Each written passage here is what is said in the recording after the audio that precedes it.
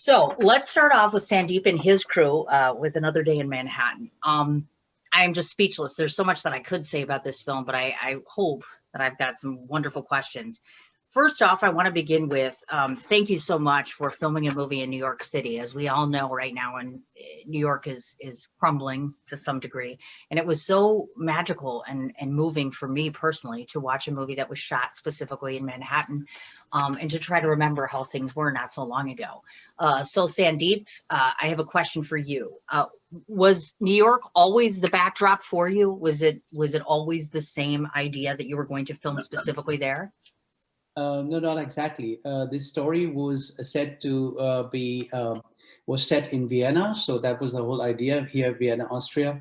Okay. And but then I got very intrigued by the whole concept of loneliness in a bigger city like New York. And I whenever I came to Manhattan or New York City, it was always a city which never sleeps, and it's buzzing with life.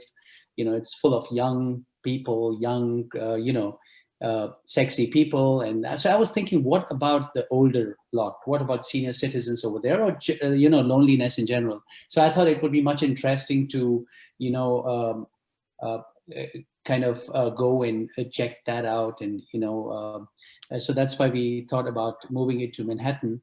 I didn't know how it's going to figure out, how it's going to, so I started researching on, how are retired people, do they live in Manhattan? And then, I was told a lot of people move to Manhattan after they get retired because they don't need a car and they can, get everything, just go down and get food and all that stuff. So, yeah, so that's how I made my life more difficult and moved the set from Vienna to Manhattan.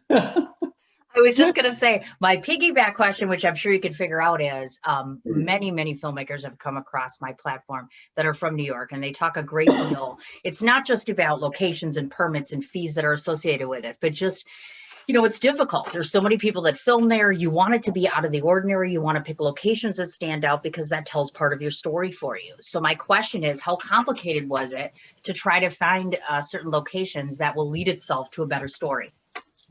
Well, I always think that nothing is easy in film. So wherever when you start a film project, it's never easy. And maybe I was a newcomer over there because I never filmed in the U.S. and I've never made a film over there, and that also in Manhattan.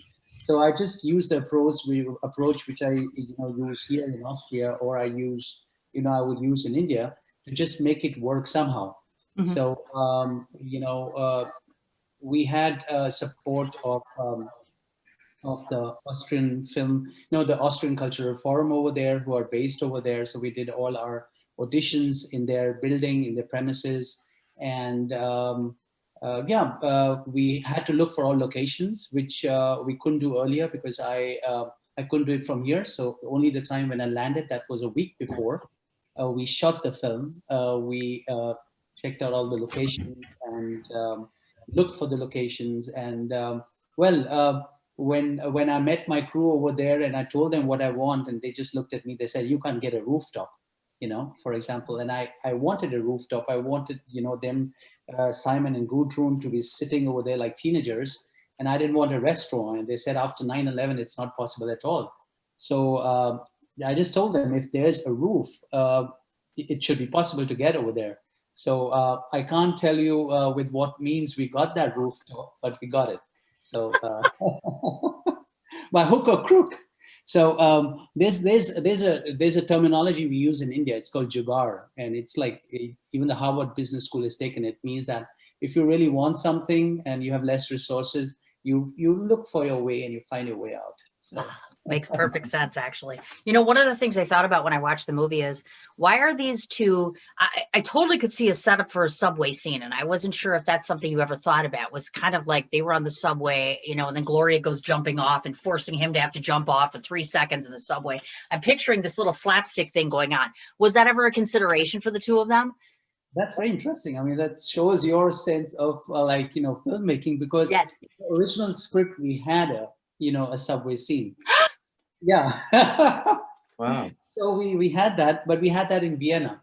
So we Okay. had a subway scene in Vienna, and I thought, if we shoot in Manhattan, I would love to have a yellow cab, Sure. and maybe it's cliche, but yellow cab with an Indian driver. So Dixon told me, thank God, the director is Indian. Otherwise, he would never think about taking an Indian driver because it's like. So I thought that would be very interesting to have the yellow cab. Subway could be interesting as well, Mhm. but the system works differently. In the script, in the original script, it was that because in Vienna we don't have you don't have to punch in your ticket to go inside. You just sit in the subway and then the Okay. checkers come. So Ah, they're supposed to get checked. But if you move it to New York, you need to have a ticket to go inside. So you can't be without a ticket in a subway.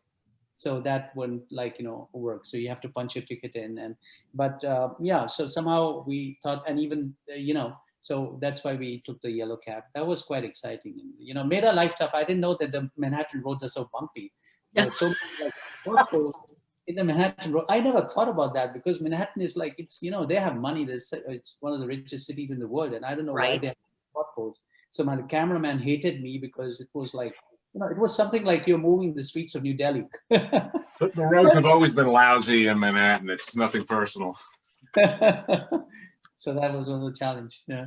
So this question is for all three of you. I always refer to your movie as being comedy among a cry for loneliness. And so one of the things that was brought up by myself and the judges was, is that indeed a correct assessment? And second of all, surprisingly, it's lovely that you cast a more mature group of actors versus doing someone in their 30s, because they kind of, from what we've noticed in that demographic, has that same sort of cry for loneliness and figuring out where they're at in terms of relationships, etc. So the twofold question is that a good assessment? And second of all, do you think the story fits better with a mature group of actors versus maybe a millennial or someone in the 30-40 bracket? I'll just say a bit to that, and maybe then we can give it to Dixon and Gloria. Yeah. Well, I think that loneliness is a topic which affects all demographics. Whether it's younger or older. Younger people could be lonely because they can't get connected to other people because of any reasons. But as you grow older, it's not because you can't go to the disco or hang out somewhere to get to know people. I think even your beliefs become so stronger, and you are confined to those beliefs. So it is a belief system. So Dixon, Simon, and Gudrun, they're just living next door. So it's a very thin wall which separates them, but they have a completely different way of how to go about the same tragedy they had in their lives. Their partner dying, and but the belief system is so different. And so that's why I found it so interesting that you set up your belief system, and then you're stuck in that belief system. It doesn't have to be religion. It can be so many different belief systems. Like Simon believes that his wife is still there, and and he's stuck in the past. And Gudrun, she wants to have fun. She wants to have sex, and she wants to live a life. So and that's where and just one day can make so much of difference. You build your beliefs over years, and then you meet someone, and just one day, and that whole belief system it could change. So that's what I found interesting. And I'm always making movies either with children or with older people, and they really fascinate me. So that's why I think it was really appropriate. I mean, Dixon or Gloria, what Well, would you say? I think you hit on something when you talked about the belief system. On the surface, it's about loneliness in a way, but I always interpreted Simon as trapped. It was sort of an entrapment story. He was older. He had lost the wife. But he couldn't break out of his pattern of thinking. So it was a story of sort of sadness and entrapment and fear. He was very afraid. And I think that happens, and then you retreat, and everything works in reverse. And I don't think when you're 30, it's as poignant as when you're 60. Because even if you're trapped and you're fearful at 30, there's so much more so much more entrapment to experience between 30 and 60. So I think it gets you to a point when you're 60 or 65, you're sort of screwed if you can't get out of it, but you can't get out of it. So I worked on that a lot. So So I'd like Gloria, how Gloria felt. it's funny because the film gave me an opportunity to do what I'd like to do in real life. And in some way I have done that in real life. As a younger person, I wouldn't have had the chutzpah to turn around and, and go out there and reach out and say the things I did. And now I did do something similar to that. So I felt like Sandeep really cast me well, because I was very comfortable being the one to reach out and to try to make, something happen in my life. And it was embarrassingly accurate of how I feel and what I might do. Oh my gosh, how lovely is that? I just want to say one thing to that, Gloria.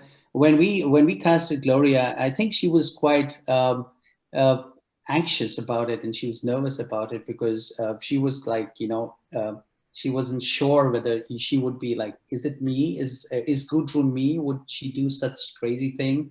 If her husband has died a month back, would she, just go out there and, speed date? But she did really well. Yeah. Oh, she did, as a matter of fact. I was looking at the two characters, and this one is for Dixon and Gloria. I was looking at both of you and saying to myself, is it a stretch for me to think in my mind, because as I watched the movie for the 10th time, it took about the 10th time before I finally said, you know what? I bet Dixon could be Gloria, and Gloria could pull off Dixon. Was that ever a consideration, the flip story? I don't think we talked about it in reverse like that. I don't recall. Do either of you recall? I don't recall that. But I think it's accurate to say that that we could flip it. Oh yeah, it's accurate to say we could flip it. I mean, all of those pieces of parts are in both of us, I think, and you just have to open the parts that let that out, But I think yes. I don't know, Gloria.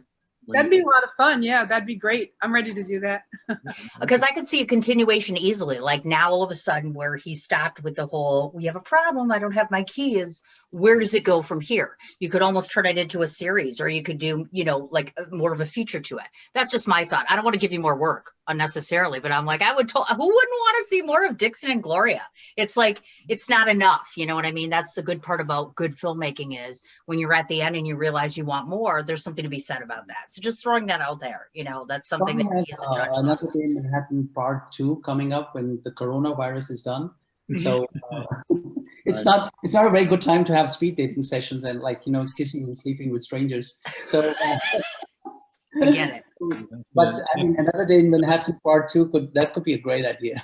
I know. I think it's definitely a wonderful idea. One of the things that I noticed when I was watching was, it reminds me, if anybody follows me, you already know I'm a huge Chaplin fan. And so I'm big on the whole slapstick thing. And so there's a lot of slapstick comedy going on in the course, especially that whole dating sequence. Those characters were such a hoot, those senior citizens. Did you just like troll around and try to find these folks like place to place to place? I'm like, how did you find such off the wall characters? It's like every weird date you could find all in one room, right? Well, that's a very long story, but a long story cut short. I think it's a pity that we had to cut short so many sequences, which was so interesting, of that dating scene. So that dating scene really turned out in the end product as much shorter than we could have made it. And but it was very interesting because each character has its own style, and you would have loved to see more of that. So I think that was quite interesting. One of the things that happened with that was we really didn't have a lot of we had no rehearsal time for that sequence, because of the way the casting came down with all those speed daters. There were posters up. Sandeep was out with a butterfly net at the nursing home, and it was kind of like how to get these people in there. So I was standing, when they came in that day, I was standing behind the camera, and they were shooting the sequence where they were all going to get up, walk in, and change seats. And I had my phone going, and I'm telling you, they moved it 1.5 miles an hour.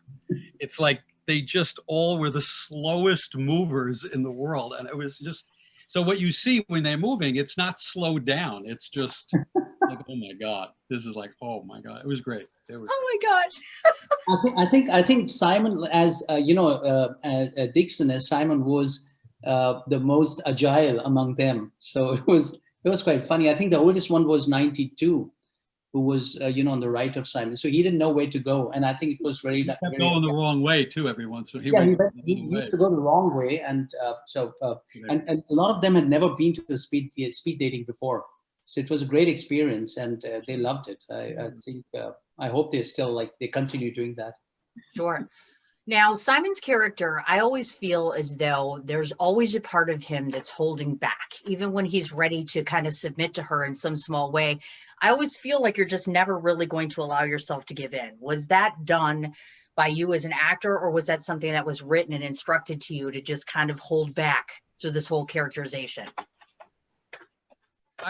It's something that we talked about. I don't think there was an instruction, but I think it was kind of inherent in my interpretation of the character that he was terrified. He was just a terrified guy, and so for him to cross that line and even think about going in that apartment was beyond difficult for him. I'm sure. And a lot of questions we get sometimes at the end of these is, did he go was he invited in the apartment, and did he go in the apartment, and did he stay? Like, what happened? So that I think is a big question. But I thought it was Simon's life was, he was a judge, but he was, once his wife was killed, that was sort of the end of it for him. Sure. And Gloria, your characterization, when I'm watching you, I'm curious why you were even attracted to Simon, because it would seem as though he would repel you. I mean, you know what I mean? Just watching your character, I'm thinking, there's no way she's going to go for a guy like this. He's a dud, he's a downer. This is not what Gloria is all about. You know what I mean? Your character. So is it a shock to you that he had you with Simon's character versus creating another character that's really more up your alley? No, I actually think that Simon was the perfect character for me. First of all, I think I really got interested in him when I found out that he was a judge, because I like people with power.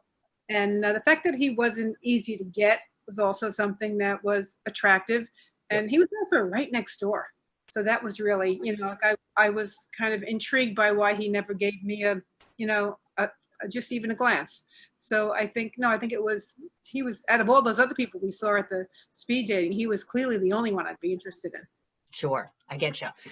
Now to both Gloria and Dixon, question for you, because obviously you're a little over 40, I'm guessing, because we don't ask age on this show. In any case, I want to talk a bit about, there seems to be a resurgence, really, from what I'm seeing, of utilizing mature actors more and more lately, which I think is absolutely wonderful. I just want to get your take on that. Are you finding that there's a newfound interest in you folks? Because it seems for a while, there was a lot of a little bit older characters that weren't getting as many roles. So what are you seeing in the industry now?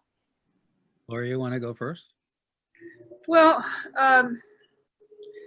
there's usually, there are a lot of things on Backstage, Actors Access, and casting networks that I see that are asking for older people. And I love the other film that we saw, which was those characters were all older and white. Yes.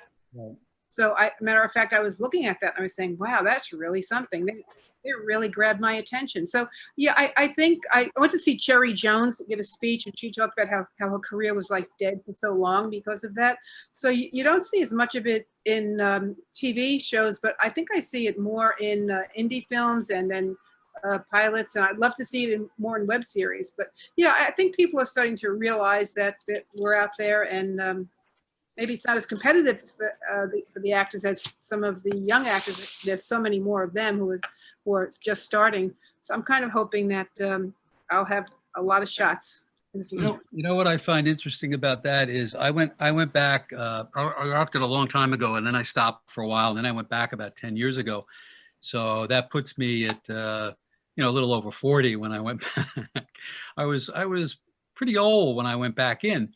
And I was initially cast, and it happens a lot, by younger directors, and I mean like 22, 23-year-olds who are looking for, to tell a different kind of a story than the world they live in now. Maybe it relates back to their grandfather or a neighbor, or So I found no shortage of casting opportunities out there in the last 8 or 10 years that I've been doing this. That's lovely. Now, the other question I want to flip to you, Sandeep, which is, of course, the music. If I understand this correctly, there's a total of 5 composers. Would that be right for this film? Approximately, right. I'm in love with this music. In fact, the number one thing that all the judges were over the top about is your selections of music. It was absolutely beautiful, especially on the rooftop, of course, because that's unique and different. Not that all the rest of it wasn't lovely, but speak just a bit on putting together those 5 composers and how you were able to mesh it into every mood. You know, every single mood, it fits perfectly in every scene that you put it in. Well, that's work of my editor and sound designer, so they did a good job. Yes. They really took that out. The only music which I chose was the one at which Gudrun dances with Simon. So she's dancing in the night. So that's the one which I chose, and there was some resistance from. I don't know if that's the one you mean. Yes. For rooftop dance. So there was some resistance from my editor and sound designer. They said, like, what is this? This is like this is weird. So I just told them that Gudrun is weird. She has her own. It is Gudrun who has chosen this, so she has it in her mobile phone, in a cell phone. This music. So that's the only one which I chose. The rest of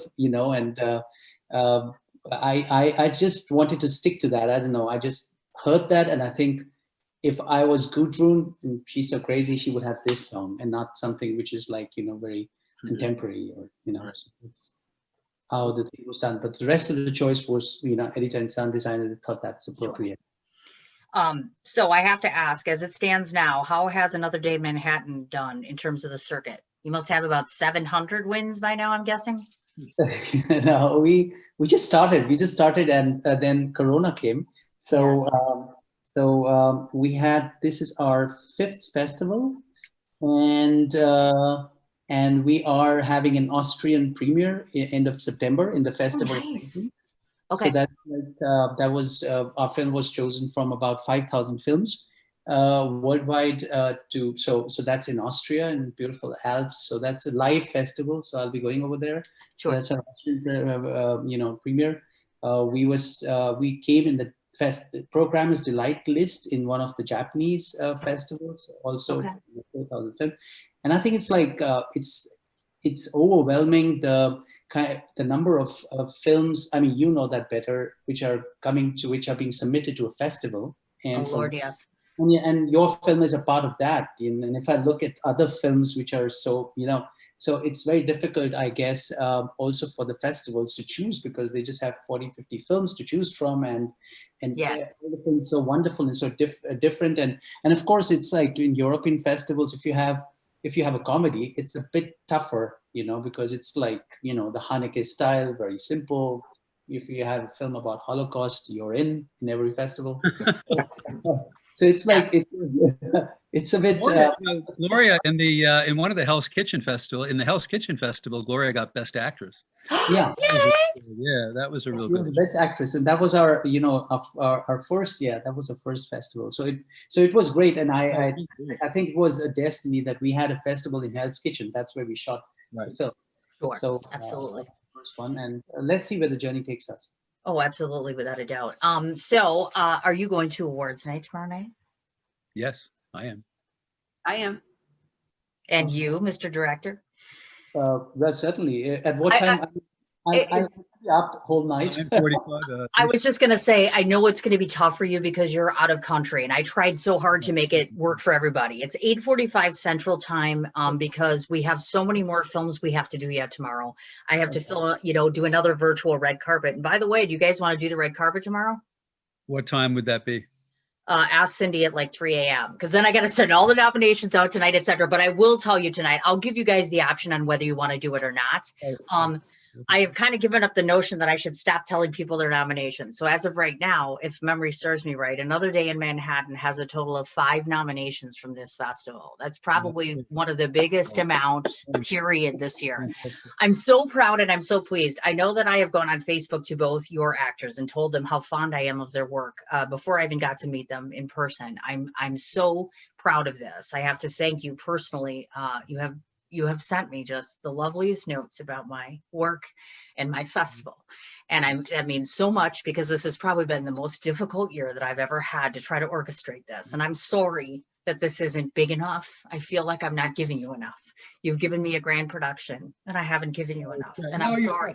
It's I been great. try as best as I can. But yes, so you have 5 nominations. Congratulations. I'll send you tonight with the laurels and the exact nominations, because I can't remember them and I want to get to the Roonies and give them proper justice. But I just want you to know that the judges, hands down, you are one of only 3 films that almost got